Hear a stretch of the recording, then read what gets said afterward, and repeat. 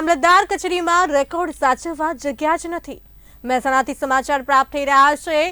ATVT સેન્ટરમાં રસ્તે રઝળતું record, જાતિના દાખલાની આવકના દાખલા માટે લેવાતા ડોક્યુમેન્ટ સાચવવા માટે જગ્યા જ નથી।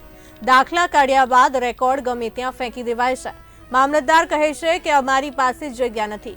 વેરિફિકેશનની જરૂરિયાત ઊભી થાય ત્યારે રેકોર્ડ જ ઉપલબ્ધ ન થાય તેવી સ્થિતિનું નિર્માણ થયું છે। મહેસાણાથી સમાચાર પ્રાપ્ત થઈ રહ્યા છે। એટીવીટી સેન્ટરમાં રસ્તે રઝળતું રેકોર્ડ, જાતિના દાખલા અને આવકના દાખલા માટે લેવાતા ડોક્યુમેન્ટ સાચવવા માટે જગ્યા નથી। દાખલા કાઢ્યા બાદ રેકોર્ડ ગમે ત્યાં ફેંકી દેવાય છે।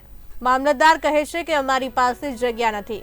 વેરિફિકેશનની જરૂરિયાત ઊભી થાય ત્યારે રેકોર્ડ જ ઉપલબ્ધ ન થાય તેવી સ્થિતિ ઊભી થઈ છે।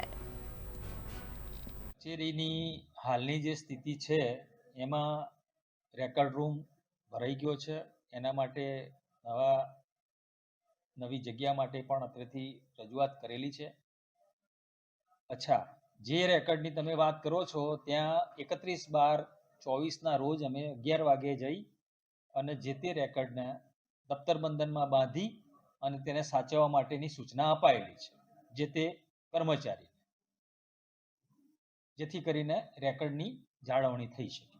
હા, રેકર્ડના આધારે જ વેરિફિકેશન કરવાનું થાય। કોઈ પણ બાબત હોય, પોલીસ કેસ હોય, પોલીસ વેરિફિકેશન હોય, કોઈ નવા અરજદારની નિમણૂકના સંદર્ભમાં પણ રેકર્ડના ખરાઈ માટે આવતા હોય છે પત્રો સરકારમાં।